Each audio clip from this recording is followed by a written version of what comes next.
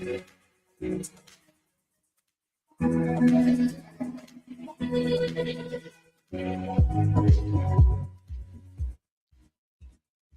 business on Unity 97.9 FM. I am your fabulous host, Positively Suzanne, and I am so excited to be in the studio with you today on this fabulous day.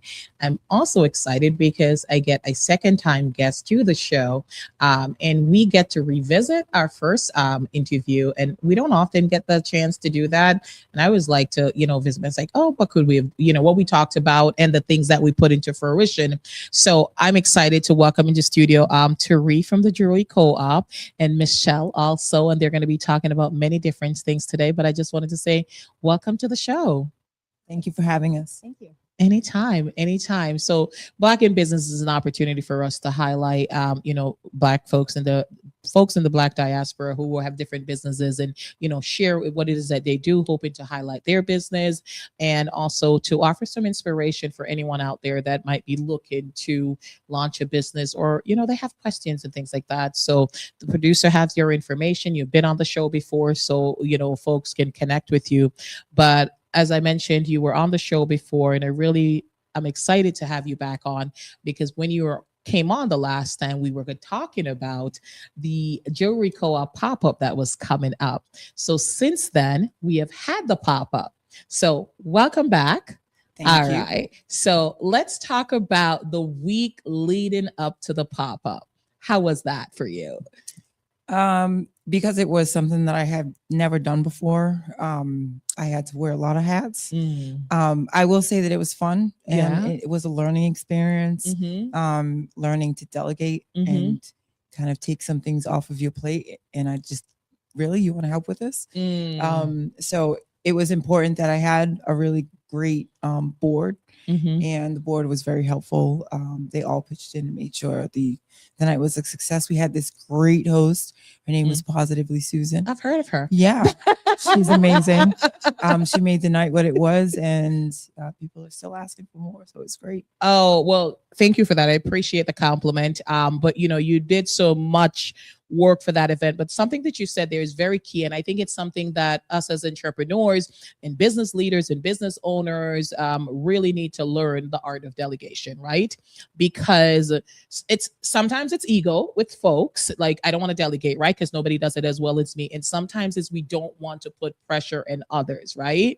You're like, well, I don't want to ask them for too much. They're already doing so much. They're already helping me so much. And we don't delegate. And what you came to realize, like there were people who really wanted to help you. Right. And I'm glad that you were able to delegate, and then the event happened. So let's talk about the night. It was a spectacular event, just so many wonderful things. And we're going to get an opportunity a little further on to talk about in the second segment, to talk about what is the Jewelry Co-op. But let's talk about the night of the pop-up, what the pop-up was, and what was your expectation, and did it live up to your expectation?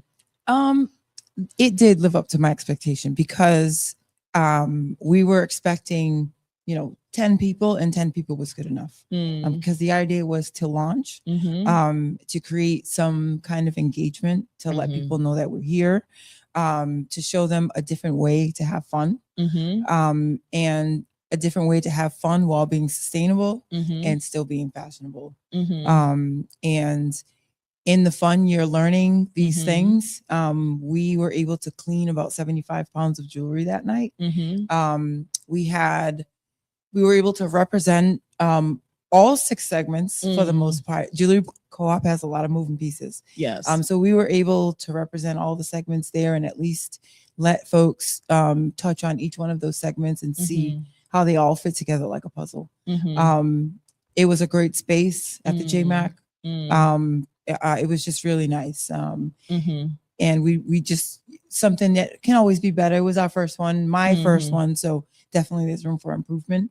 But I think the best feedback I got was the folks that were helping out. They had fun, didn't feel like work. Good. And that's the point. That's it. That's wonderful. I met some great people there. It was a lovely event, like so many different sections set up, and the students that you had, like they were so knowledgeable about the things, and folks are going around. There were raffles. I met a young man who is bringing back calligraphy. And I actually ran into him at anotanother event, him and his mom, like write Very it in fond of you. cursive. And I was like, just lovely. I can't wait for it to launch. And so I'm really into tea and all of these things. So Yeah. for me, a handwritten note is beautiful, but nobody writes anymore, right? Why write when you can text? Right.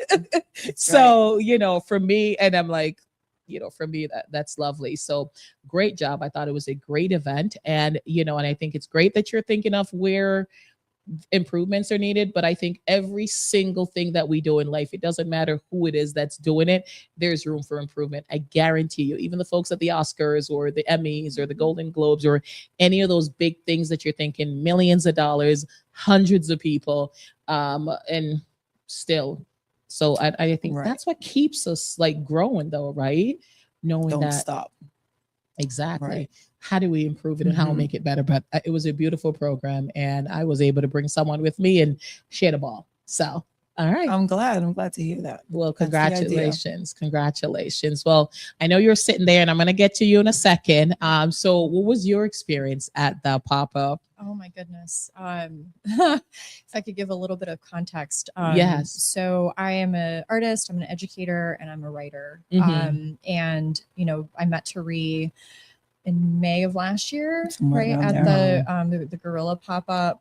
The Worcester Artist Group did a Gorilla pop-up at the top of the tower. Mhm. And I had a table, Teree had a table, and she comes over, she looks at me, she looks at my stuff. She's like, I need to meet this person. Like, who are you? And so, I we're wearing my creations right now. Beautiful. So, I make jewelry, and she was like, I use upcycled materials. And I was like, oh, that's so cool, And then I we were talking about the work, and then I told Teree that I'm also an educator. And so that was where things really sparked for us. And so we can talk more about that, I guess in a different segment, because you asked me about my experience. So I went as a vendor, right? So I have Teree's talking about all the different hats, right? And you were talking about how entrepreneurs, we have to delegate because we do wear all these different hats, right? And so there I was putting on that hat. While 2 days later, I left for a trip that was funded by the New England Foundation for the Arts. To Brazil, I went to Salvador. Oh my goodness. For 2 weeks. And so that's what's going through my mind, right? Yes. As I'm doing, setting up my vendor table. And so I had my jewelry co-op creations, that I'd used Teree's materials for. And then also, because I'm also an artist, I brought one of my embroidery projects that I was working on that was also utilizing the beads from the jewelry co-op.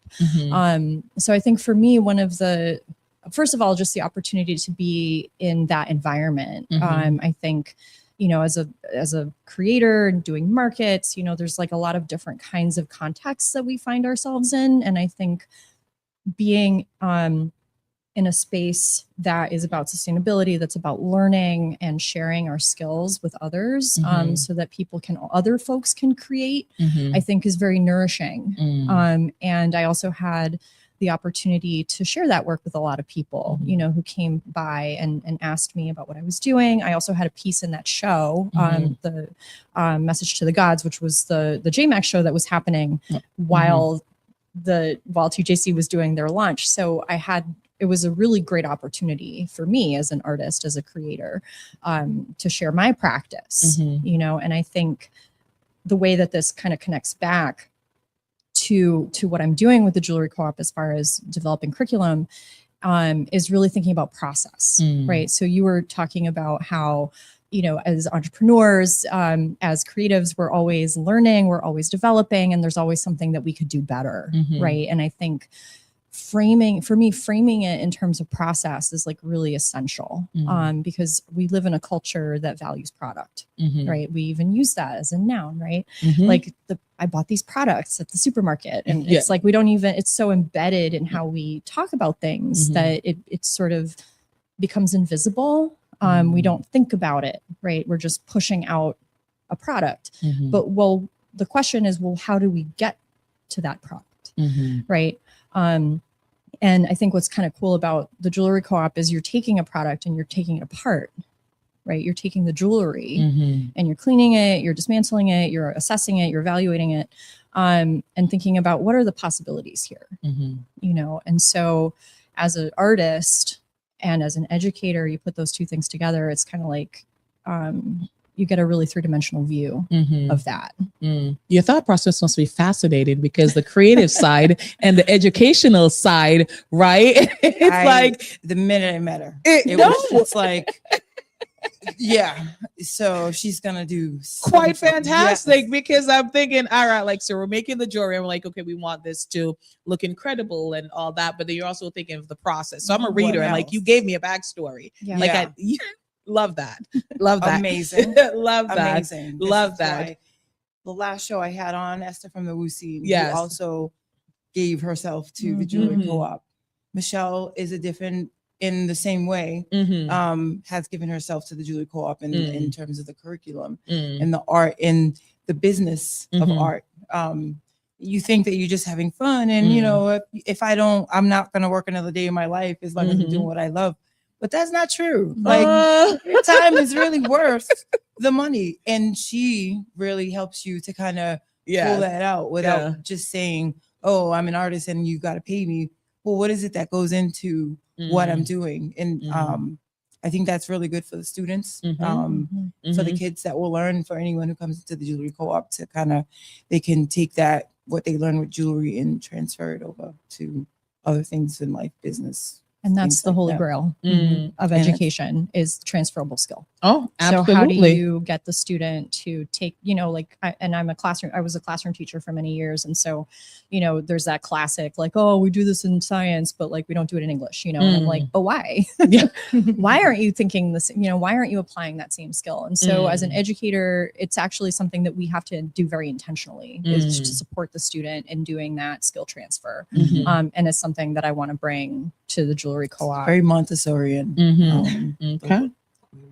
Okay, I love that. So for those of you who are, you know, are just tuning in, or for who did not watch the last episode, and I don't know why you didn't, but you can always go back and watch it. We're with Teree and Michelle, and we are talking about the Jewelry Co-op, and we're going to take a quick break. But when we come back, we are going to talk about how you got started and then how everyone got involved. All right, awesome. So you're watching Black in Business on Unity 97.9 FM.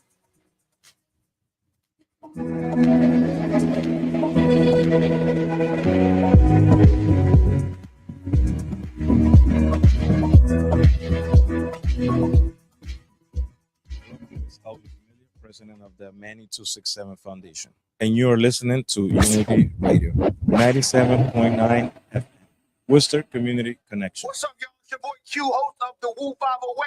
I'm here with your girl Liza, Miss Consistency. And it's your girl Chantel in the building. Yes, y'all go ahead and follow us everywhere. YouTube, Instagram, Facebook, the Woo 508. That's THEWOO 508. Woo! Roll me a phone. Step into the room. Now you're in the zone. Recreation Worcester is a free year-round program for youth run by the City of Worcester. The program enriches this city's youth in athletics, arts, academics, and social-emotional learning activities. Food is provided for free of charge for all youth participating in the program. Learn more at the Worcester Recreation website, www.worcesterma.gov/recreation-worcester. That's www.worcesterma.gov/recreation-worcester. At KivaCenters.org, we believe every story matters and healing starts with being heard. The Kiva Centers are here to explore the paths of mental health, recovery, and wholeness with you. Visit KivaCenters.org, a statewide leader in peer-led support and recovery services, from Worcester to Western Mass. More information is available at KIVACenters.org. Kiva is lighting the way forward. Hi, I'm Suzanne Graham Anderson, also known as Positively Suzanne, host of Black in Business, Thursdays at 5 p.m. on Unity Radio 97.9. Black in Business is a series of conversations with influential members of the Black business community. These entrepreneurs knows what it means to risk everything to create successful businesses and spark positive changes in the community. So join us. Again, I'm Suzanne Graham Anderson, also known as Positively Suzanne, right here on Black in Business, Thursdays at 5 p.m. on Unity Radio 97.9, Worcester's Community Connection. Let's talk, Worcester. Unity 97.9.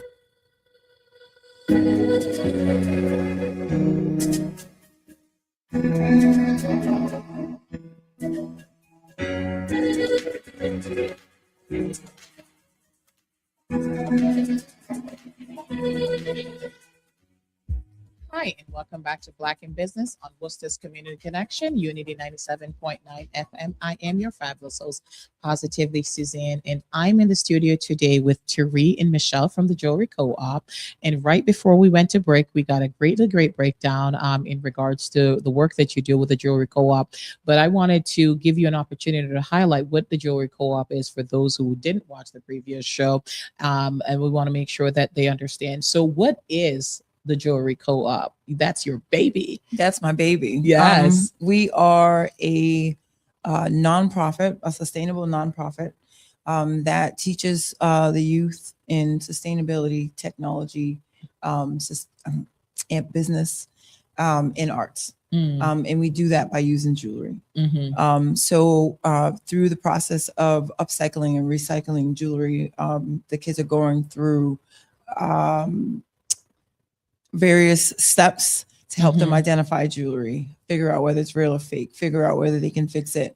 And when they go through those processes, all the way down to photographing it and putting it online, they're learning business, they're learning communications, they're learning photography, they're learning social media. So we're kind of using the jewelry to teach STEAM and entrepreneurship in one. And then, hopefully these skills, these transferable skills that are learned, they can take, whether they decide not to continue in jewelry and or they do, they have a background when they leave, responsible social media posting, website management, cleaning jewelry, weighing jewelry, inventory, all kinds of things that involve jewelry. All right. So how did this come about? Because most of us wear jewelry, right? But then after our pieces become old or broken, we toss it, right? Or we keep it for several thousand years and never toss it and wonder why we have no space. But that's another episode. That's for hoarders, right? that's only an episode of hoarders. But how did you come up with the idea to recycle jewelry and upscale it and change something that was considered broken or lost and was make in it that into something episode beautiful? called Hoarders. I had 1,200 pounds of jewelry. I'm a mixed media artist, and I used broken jewelry just to make my art. So anything shiny metal, it didn't matter what it was, I would break it down and remake something out of it. And then probably about 10 years later, I decided to actually look at what I was breaking up. And, a couple of diamonds and 5 pounds of pearls later, you realize that some of this stuff is valuable. And oh my gosh, it's broken, but I can fix it with this little jump ring, or some of the things that you've broken down, you still have them, to the components that make up jewelry. And sometimes it doesn't have to be jewelry. Sometimes it's just art. But it dawned on me that I was throwing away or getting rid of items that didn't necessarily need to be broken down and made into something, that they were still valuable, antique, vintage. And what does that mean? Is it real? And how do you figure it out? And so when I went down that path of figuring out how to recycle it and finding out that it doesn't biodegrade if it ends up in a landfill, it just sits there, corrodes back into our groundwater. So how do you divert jewelry? No one, like you said, people are throwing it in the back of their drawer, or they're accidentally losing it. Most people just toss their costume jewelry or give it to Goodwill, but nobody makes a concerted effort to divert that part that comes out of the landfill. Do you know how many tons of waste ends up in landfills every year? I know it's a high number. I'm not even going to guess because I think about that often. Yeah. I really, really do it. As you mentioned, sustainability, that's what I was thinking. I was like, oh my God, like we are not doing a good job. Like, like I was thinking that. I was like, yeah, okay, I do not. Tell me. Yeah, well, it's about, in the United States alone, it's about 1 billion tons.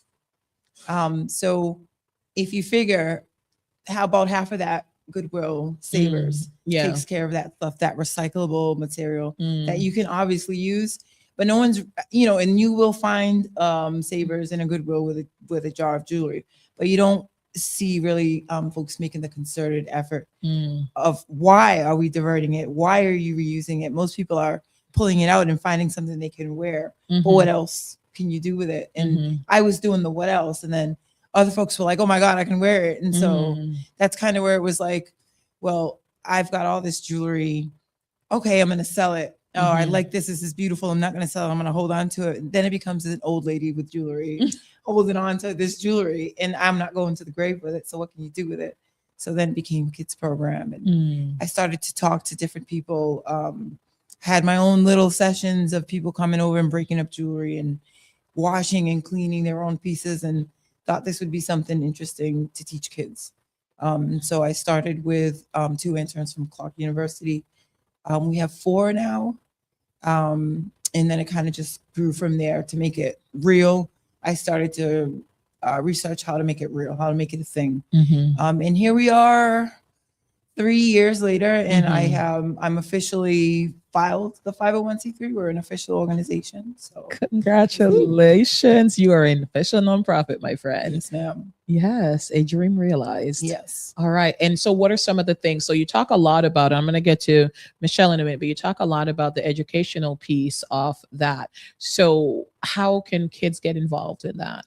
So every single part of the jewelry co-op, whether you're in a maker's program that is made for kids, or whether you're coming in as an intern from a high school working for the jewelry co-op, you're learning something in every step of the way. Our maker's program, which is kind of a little bit about what we wanted to talk about today, is different. Our maker's program makes sure that you leave with something.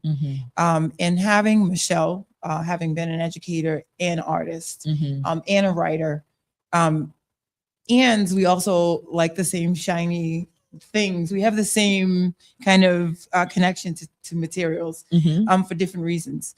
It only made sense that we put it together in a way that people really are leaving with something. If you're a teacher, you can come in and facilitate the Makers program class.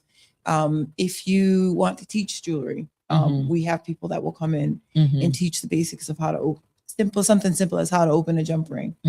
But my idea was to teach it, but she knows how to teach it. You got to get someone who knows how to do the thing. And so just because I know so much about jewelry doesn't mean I can teach about it.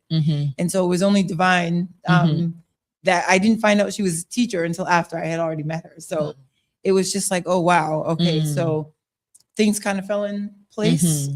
Since I made the decision to kind of go for this, I've been Michelle, Esther from the WUSIN, Tyler from Work Lab, my board chair. I couldn't have asked to be surrounded by better people. I won't say that it's me. I will say that I've been able to put together a great team of people. No, that's incredible. I mean, there's a saying that says no one makes it alone. Not at all. And that is true. I mean, do you do the bulk of the work? 100%.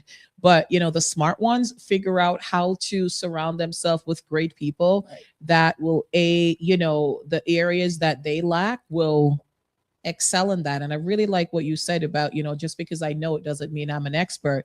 Like, I'm a cook. I'm a great cook. I'm not a chef. My friend's a chef. Like, so she could teach a class on it.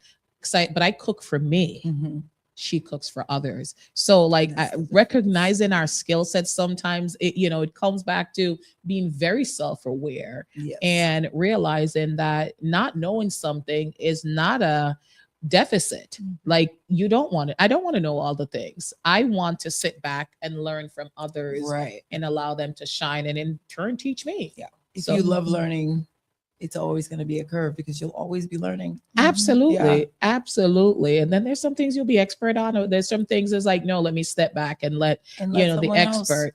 Absolutely. My entire board, it was very important that also Michelle represents the cultural diversity of the board as well.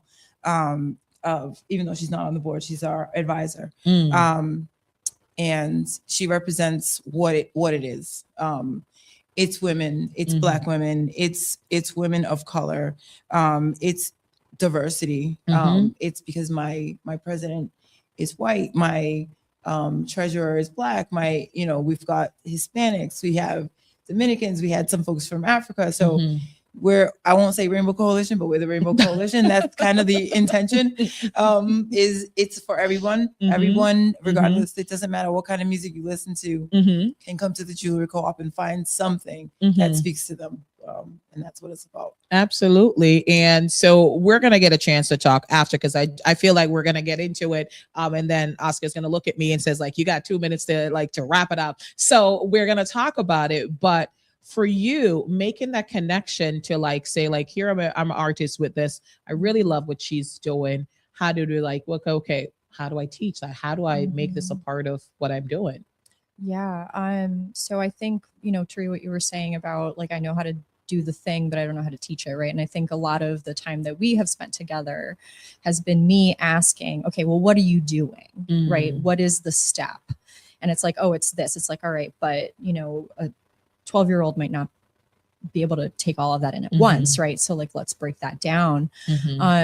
Also in thinking about the sequencing, right? How do we sequence things? And how do we create a kind of, we were talking about the accordion, right? Of how many sessions, how much time do we have, right? So these are all questions that an educator is going to ask, right? About how are we structuring this time? How are we sequencing the material? How many steps is it going to be? What skill level do we expect from the students coming in? How deeply are we going into each subject area within the curriculum, right? Which will determine if you have a 4-session, sequence, that's going to be very different than if you have 16 sessions, right? So what are the core skills that we're trying to impart across the amount of time that we have, right? So yeah, I think my role has been to ask a lot of questions, to think about, well, what is it that you want the student to take away, and how can we focus on that? And what kind of resources are we going to need in order to do that? Material resources, intellectual resources, are we creating, is this all going to be in person? Are we training staff? Are we creating video explanations for certain things, right? So these are all elements that go into planning of a curriculum, right? Whereas as the artist, you go into your studio and you look around and you're like, if you're me, right? Or maybe even I'm gonna take this and do that. Yeah, because I'm also a mixed media artist and I use a lot of different kinds of materials. So I'm like, okay, what's going to happen? And then I just kind of vibe with it. I'm a very intuitive artist. And so I work very intuitively, but you can't really do that in the classroom. You can, there is space for that, right? But you create space for that by having a really well-structured curriculum, right? So that if I go off, as the teacher on some little tangent, I have a game plan that is going to bring me right back that I can make sure that I get through the curriculum. All right. Awesome. Well, thank you for explaining that and letting me know. When we come back, I'm going to pop right back to you when we get back, because I really want to hear a little more about the curriculum. If you're tuned in, you're watching Black in Business on Unity 97.9 FM.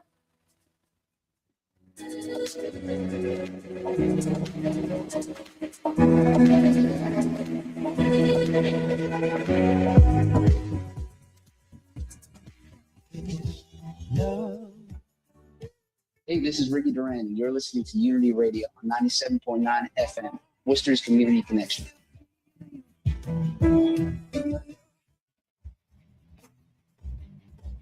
Support for Unity Radio 97.9 FM is provided by United Way of Central Mass, aiming to improve the community and break the cycle of poverty, and the Woosocks Foundation, seeking to make dreams come true for families in areas of education, social justice, recreation, and conquering cancer. Unity Radio, Worcester's Community Connection.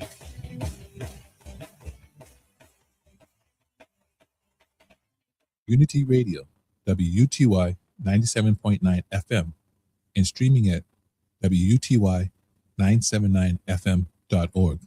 We would like to thank our listeners and supporters.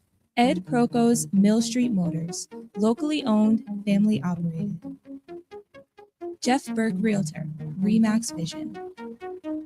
And Kamasi Masonry Supply, celebrating over 70 years of supplying Worcester County. Unity Radio, Worcester's Community Connection. Hi, I'm Ernie Floyd, host of the Unity in the Community Show on Unity Radio 97.9. Join me and my guests as we discuss topics on embracing our diverse cultural communities, the music, the arts, and healthy lifestyles.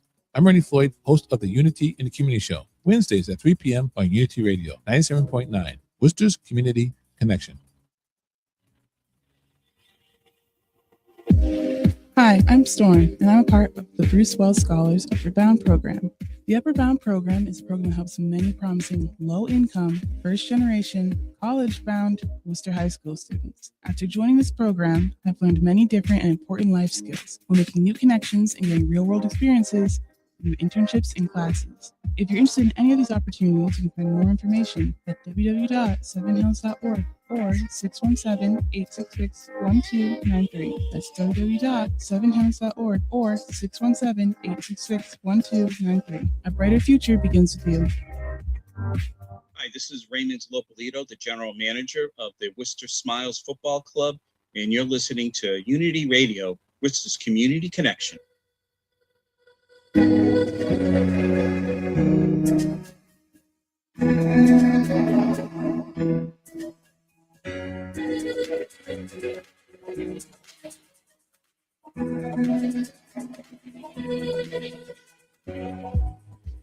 Welcome back to Black in Business on Unity 97.9 FM. I'm your fabulous host, Positively Suzanne. And if you're just tuned in, I'm chatting with Teree and Michelle from the Jewelry Co-op, your nonprofit, and we're talking about jewelry and all the things. And we're talking to Michelle, who's an artiste, but also an educator. And right before we went to the break, we were talking about how you connected with Teree and, you know, really how you got to planning the curriculum. So what is the Makers program right now? Have you already completed the curriculum, and are there already classes happening? Are there already students enrolled? We've completed the curriculum. Okay. And that's kind of part of the reason we're here, is to let folks know that All we're right. here now. Okay. We have deals in the works with, I'll say, with schools, but I won't say the names yet. And a couple of nonprofit organizations in the area to run some pilot programs. And yeah, so the first one will be pilot. And there'll be a lot of, we'll be doing some co social media marketing, for lack of a better term, when it comes out. So folks know that we're here and stuff like that. We'll be working the kinks out of the first program, and then from there we're going. We'll have at least one base in Central Mass, and then moving out from there. All right. Lovely. So as the planner of the curriculum, so seeing your hard work come to fruition, and you're going to launch the pilot and all of that. So what are your thoughts? And, you know, if you're telling me, like, you know, get involved, I need to see your kids, and like, what's your message to them? Oh my goodness. Wow. There's so many different things that you could take away from this. And I think for me, the biggest value is helping kids work together and to approach this work without judgment and self-judgment. You know, I think one of the things, and again, we were talking about like product versus process. I think we also have a, you know, competition versus collaboration in our culture. And, you know, doing something like the Makers program with all of the different areas of expertise, some kids are going to be really good at some of the things, and other kids will be really good at other pieces of that process. And so I think part of my role, you know, so Teree is bringing the expertise, the technical expertise, but part of my role is to say, okay, well, how can we use this to create a space so that students can learn how to be reflective, so that they can learn how to give feedback, so that they can learn to work with each other, right? Because I think very, very often, I saw this a lot as an educator, and my background is in English education, and I'm a writing expert. I'm an expert in writing instruction. I can tell. And so I think, you know, I learned a lot as a as a teacher of writing Mm. about this, that very often, well, first of all, I like to talk about how you should never correct a paper. Mm. Like, I just don't understand how that is a thing that you can do, because a paper is an expression of an understanding, Mm. right? That a student has arrived at through the intellectual labor of trying to understand something. So there is no such thing as correcting a paper, right? Mm. Because what are you correcting, Mhm. right? It's really about creating a relationship, right? Mhm. So I don't like to grade papers and correct papers, but I love to get feedback Mm. on people's writing. Mhm. And I think that's a really fundamental shift. It seems like a small shift, but it's actually a very profound shift. Mm. So, so much of my work in pedagogy was really about helping students create a framework in their minds for how to have these conversations that are evaluative conversations. Mhm.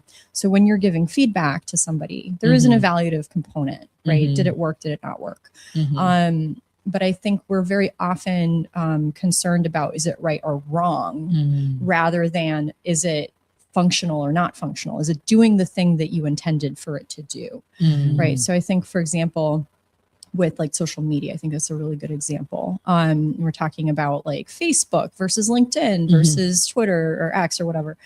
And so, that's a really rich place for students to talk about, well, what works for this outlet versus this outlet, right? Mhm. Like, and we were actually talking a little bit about that off before the show, right? About how when you post something to LinkedIn, you can kind of use the material that you had for Instagram, but you have to do something to it, right? And so Mhm. that's the concept of the rhetorical situation. So what is the rhetorical situation? What is it asking of me?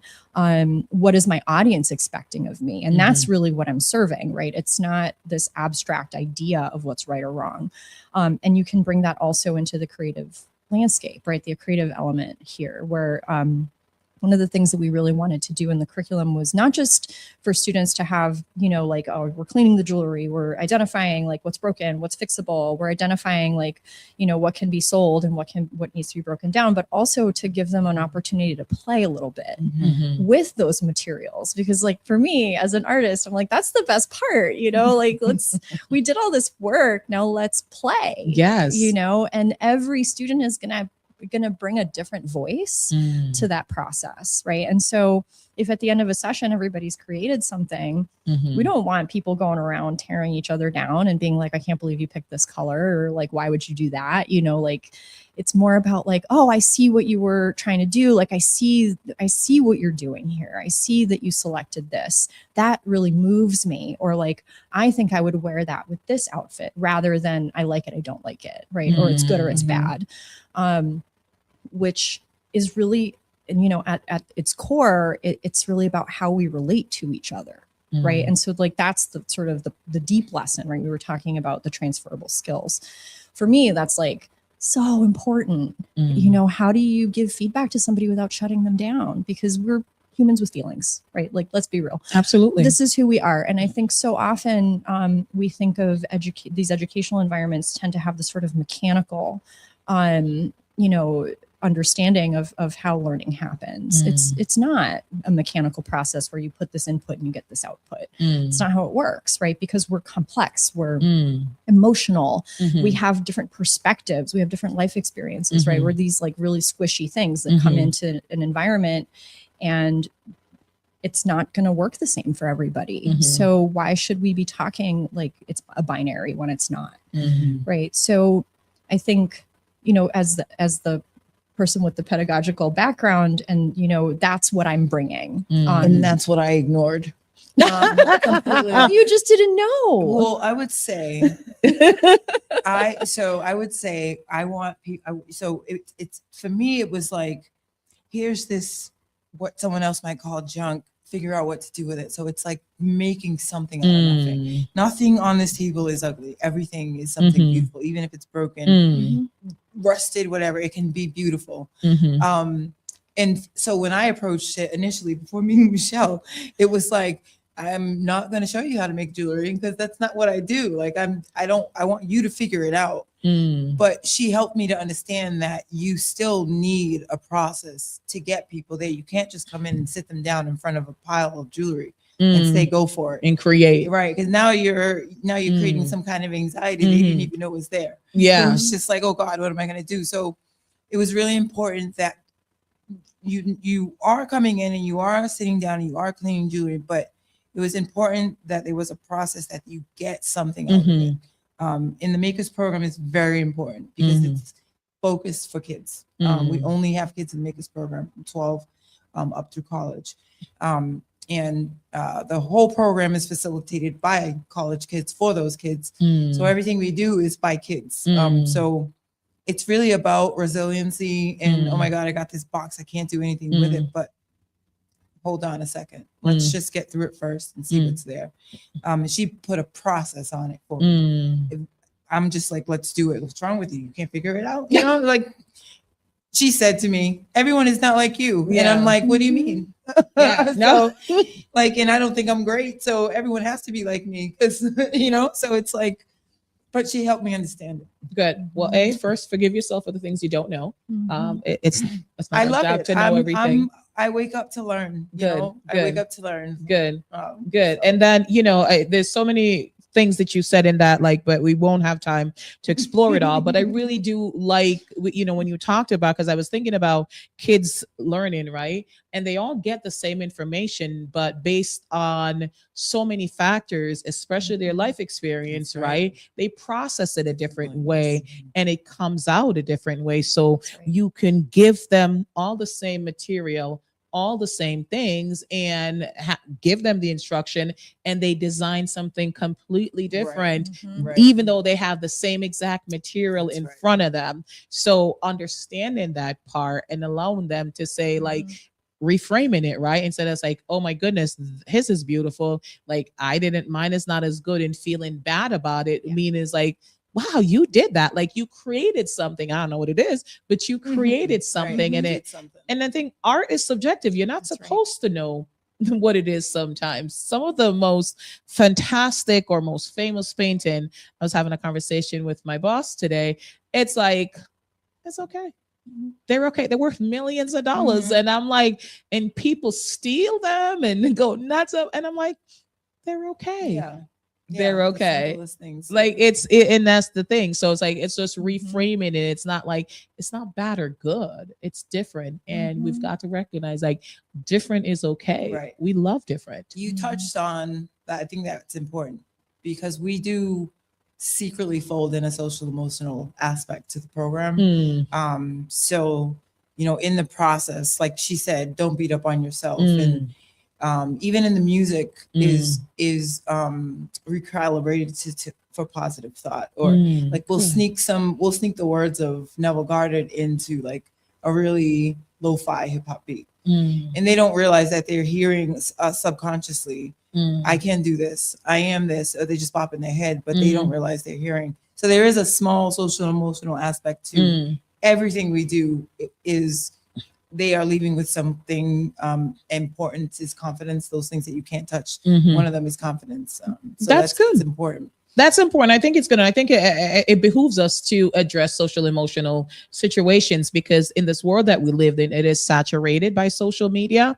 And a lot of the information that the youths get, they get it from either from social media or their friends who are on social media, because saying like, oh, my kid is not on social media. Trust me, they have a friend that's on social media. It's going to give them. So they're getting information. So we have to, you know, train them, teach them, create safe spaces where they're able to talk about their emotion. They're able to talk about stuff and, you know, learn, make mistakes. And give them a structure for how to talk about it. Absolutely. You know? Absolutely. And not shame them about it. So, well, thank you all so much. We are going to come up on the last break, but I want to make sure that I give you guys an opportunity to really talk about the Makers program, the Jewelry Co-op and all that. So when we get back on the last break, we're kind of going to wrap it up and talk about where is it now, like after the pop-up, like, what's next? How can the community get involved? So if you're tuning in, you're watching Black in Business on Unity 97.9 FM with your fabulous host, Positively Suzanne.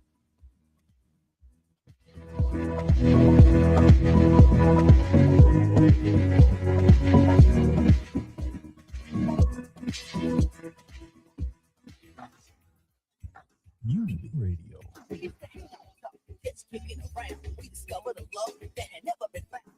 Worcester, we've got you. Hey, what's up, Worcester? It is Jacqueline Carr, and I'm inviting you to be inspired with me each weekday morning starting at 5 a.m. with the Jacqueline Carr Show on Unity Radio. I'll get you going with the motivating words, special guests, and the absolute best inspirational music, and a few other surprises. But you got to tune in to Unity Radio every day at 5 a.m. to get your praise on. It's the Jacqueline Carr Show from 5 a.m. to 6 a.m. right here on Unity Radio 97.9, Worcester's Community Connection, and also streaming on WUTY.org. Activa la radio y Unity Radio 97.9 FM te invitan a escuchar el bloque latino todos los sábados de 7 de la mañana hasta la 1 de la tarde por los 97.9 FM en la ciudad de Worcester.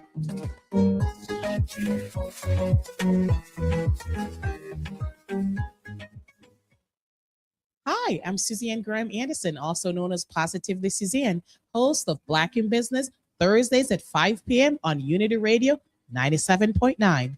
Black in Business is a series of conversations with influential members of the Black business community. These entrepreneurs knows what it means to risk everything to create successful businesses and spark positive changes in the community. So join us. Again, I'm Suzanne Graham Anderson, also known as Positively Suzanne, right here on Black in Business, Thursdays at 5 p.m. on Unity Radio 97.9, Worcester's Community Connection.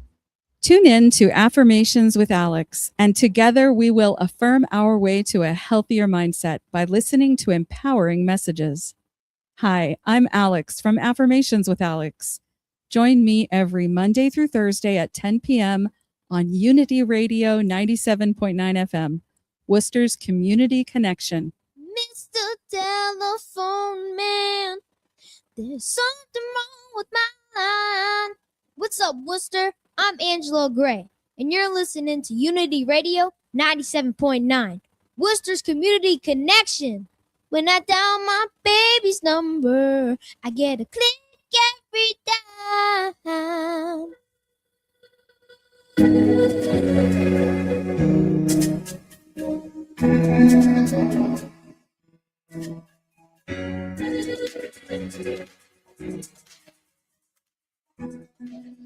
Welcome back to Black in Business on Unity 97.9 FM. I am your fabulous host, Positively Suzanne, and I'm in the studio today with Miss Teree and Michelle, and we're talking about the Jewelry Co-op. Before I jump back to them, I want to encourage you to tune in every Wednesday at 6 p.m. live on Facebook and Positive Vibe Studio on YouTube, or Sippin' Tea with Suzanne.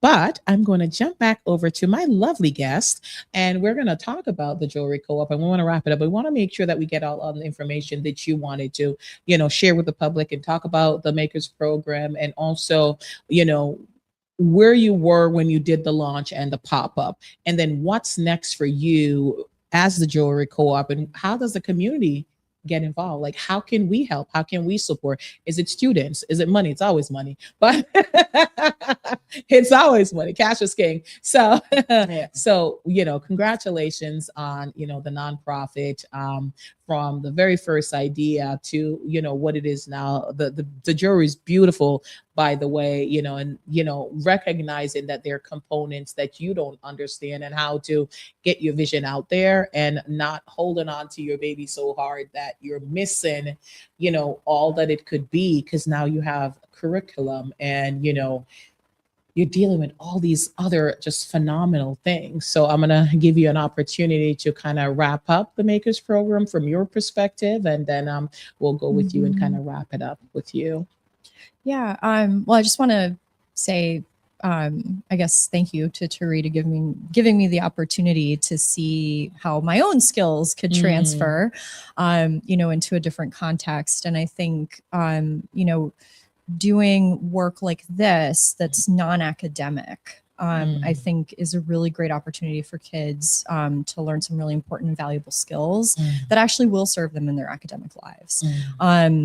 you know, we all know when you leave school, right, things are quite different than how you expect. And I think we're talking about the social emotional skills and the communication skills and the collaboration skills. That's really what we need, right, to thrive in the world, because then you can be open, right? You can listen, you can be heard by others, right? And so those are the foundational skills of regardless of what it is that you're going to do, right? Whatever kind of endeavor that you're going to pursue, whether it's, you know, in the humanities or if it's in the, you know, in the sciences or engineering or wherever, knowing how to talk to other people, knowing how to make yourself heard, knowing how to speak in a way that will have your message be received, and knowing how to support each other, I think is really the key. And so I think it's really a wonderful opportunity for me as an educator to be able to support that vision in a non-academic space, which I think honestly kids love that kind of stuff. They gravitate towards that. I can do that in the English classroom, but I have a feeling that if they're playing with jewelry, it'll be a little bit easier to get to them. Absolutely. And they're learning.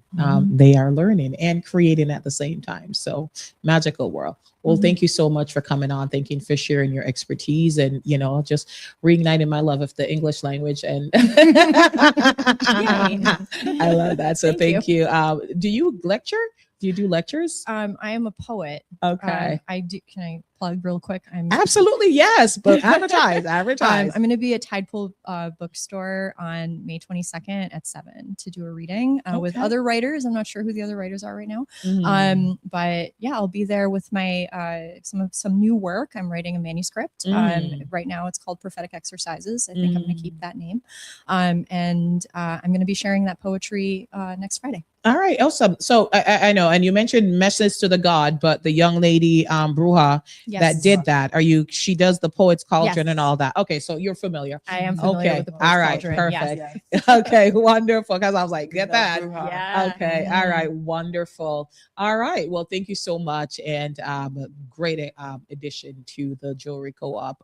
Thank you. Organization. Yeah. All right, awesome. So, Miss Teree, let's talk about how are you feeling now and what you need from the community? Yeah. Right now we're still in the engagement phase. We're still telling people that we are here. And what are we here for? So we're still going to be on that track of helping people to understand, well, what is the Jewelry Co-op? So in a nutshell, it is for kids, by kids. We teach using jewelry. So we teach entrepreneurship, sustainability, STEAM exercises, art, using jewelry. So if you want to get involved, you can find us at the Jewelry Co-op. That's at the Jewelry CO_OP on Instagram right now.